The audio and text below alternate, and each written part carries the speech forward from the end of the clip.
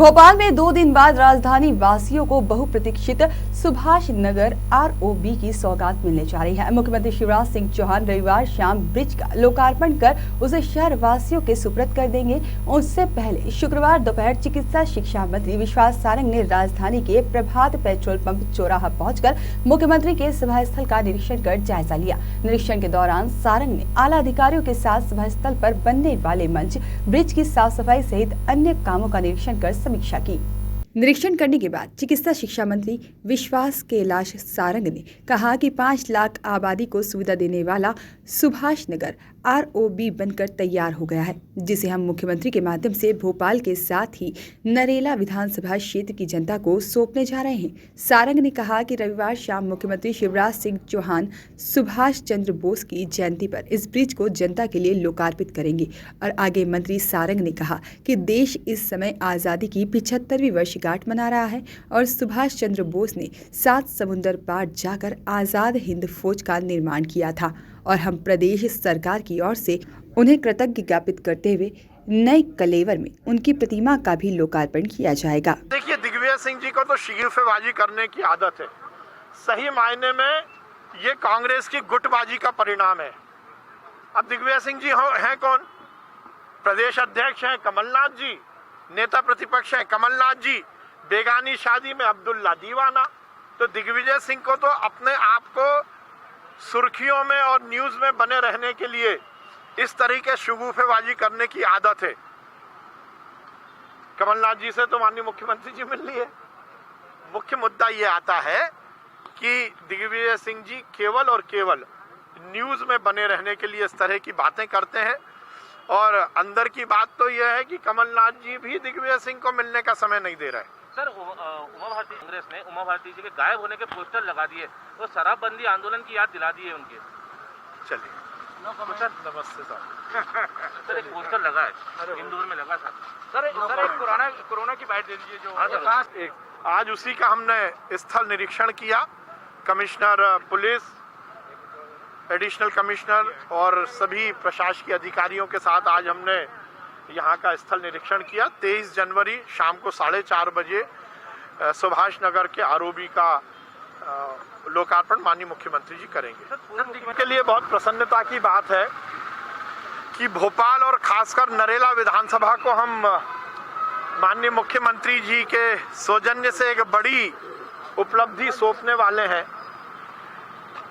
लगभग 5 लाख की आबादी को सुविधा देने वाला सुभाष नगर का आरओबी बनकर तैयार हो गया है।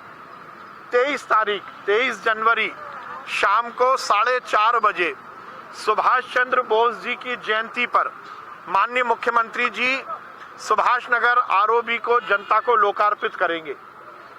आजादी की 75वीं वर्षगांठ हम बना रहे हैं।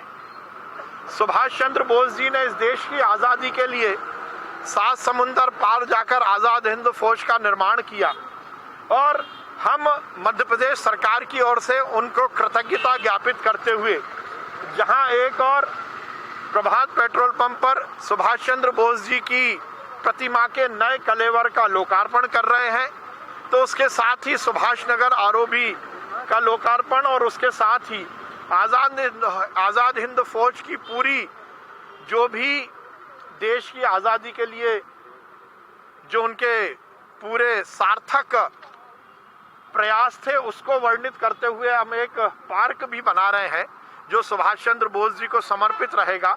उसका भूमि पूजन भी माननीय मुख्यमंत्री जी करेंगे।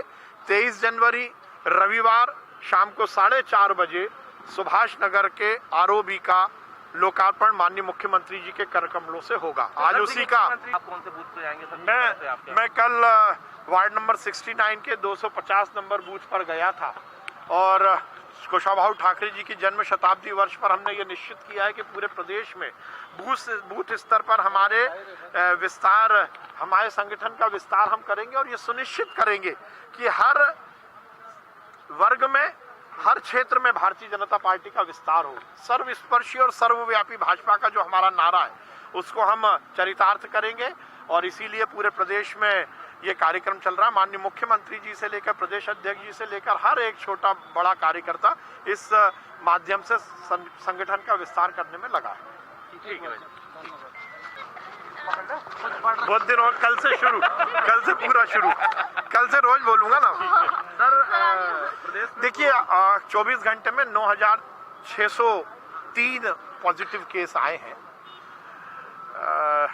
लगातार कोरोना के केसेस तो बढ़ रहे हैं, परंतु एक सुखद बात है कि हॉस्पिटलाइजेशन नहीं है। मुझे भी कोरोना हो गया था, पर मैं होम आइसोलेशन में ही 7 दिन में ठीक हो गया हूँ। हमारी व्यवस्थाएं चुस्त दुरुस्त हैं। लोगों से यही अपील है कि कोरोना प्रोटोकॉल का ध्यान रखें और वैक्सीन जरूर लगवाएं। वैक्सीन का एक सुखद परिणाम देखने को मिल रहा है और लोगों की तबीयत उतनी खराब नहीं हो रही। ये हम सब के लिए संतोष की बात है, परंतु ये सुनिश्चित है कि हम हर चुनौती का सामना करने को तैयार हैं। सर जो कोरोना की खबर मध्य प्रदेश के लिए भोपाल से उमेश यादव की रिपोर्ट।